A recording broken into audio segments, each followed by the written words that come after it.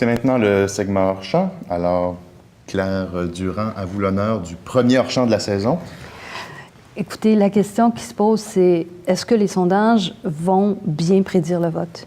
Alors, c'est la question de l'heure et il y a 3 choses qu'on doit regarder. Premièrement, pour un répondant au sondage, dire qu'on va voter oui, ça n'a pas de conséquences.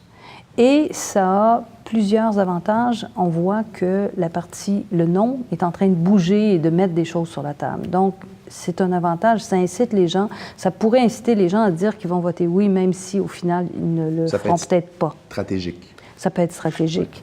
Maintenant, l'autre chose, c'est les gens qui se disent indécis. Donc, ça fait longtemps qu'on sait que les gens qui se disent indécis sont souvent pas des indécis dans les faits.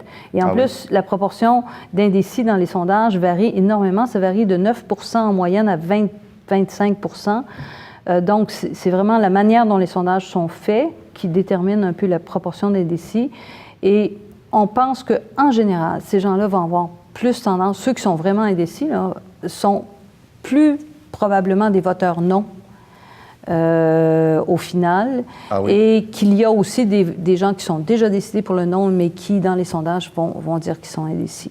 Donc, il y aurait une plus grande réticence chez les gens du non, oui. Contrairement aux gens du oui. Contrairement aux gens du oui, donc le oui, c'est enthousiaste.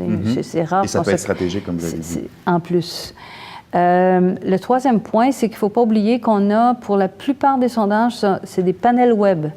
Alors, ce n'est pas des échantillons qui sont aléatoires, c'est des échantillons qui sont pris uniquement auprès de gens, de toute façon, qui ont accès à Internet. C'est moins représentatif, il faut être plus prudent avec ceux-là. On pense probablement qu'ils surestiment le oui. Moi, ce que j'ai dans les sondages, c'est par rapport aux autres sondages, ils surestiment le oui entre 3 et 5 Ah oui? Ouais. Si on fait une moyenne aussi? Si on fait une moyenne, qu'on compare en tenant compte de l'évolution, de quand le sondage a été fait, tout ça, on a 3 à 5 de plus pour les sondages web. D'accord, on est averti. Une illustration du premier phénomène dont parle Claire, c'est un serveur dans un restaurant à qui j'ai longuement parlé, qui était un fervent partisan du oui, mais qui, à la fin, quand on s'est quitté, m'a dit « Mais là, on risque de se lever le lendemain du vote et de faire « Oh, est-ce qu'on peut revenir en arrière? » Parce qu'il y avait visiblement, je pense qu'il y a beaucoup de gens qui veulent donner une leçon à Londres, mais qui, en même temps, craignent les conséquences. Et la campagne du non, évidemment, a porté là-dessus. Moi, mon hors-champ est tout à fait différent. Il est de nature touristique, mais aussi historique.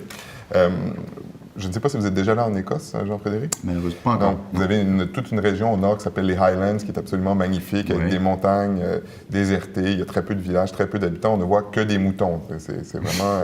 Et on peut se dire, c'est la nature sauvage dans toute sa splendeur. Or, j'ai appris que c'est une fabrication de l'être humain, mais une fabrication en plus très, très cruelle, puisque les Highlands, toute cette région, s'est développée à la faveur d'un phénomène au 18e et 19e siècle qui s'appelle les Highland Clearances. En fait, ce sont les seigneurs, les anciens chefs de clan, qui ont découvert que l'industrie lainière pouvait être très intéressante. Donc, c'est l'époque du développement du textile.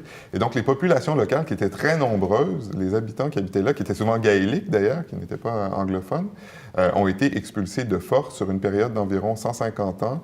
Il y a eu des massacres, des expulsions très, très, très, très graves. Et donc, ce sont les gens qui se sont retrouvés à Glasgow, mais aussi beaucoup au Canada. Donc aujourd'hui, il y a plus de 5 millions d'habitants d'origine écossaise. Ce sont souvent les enfants et les petits-enfants de ceux qui ont été expulsés dans le Nord. Donc c'est pas véritablement une nature sauvage, ça a été fait par l'être humain. Oui, une nature sauvage, sauvagement construite par la civilisation. Voilà. Frédéric Mérand, Claire Durand, merci beaucoup. Merci.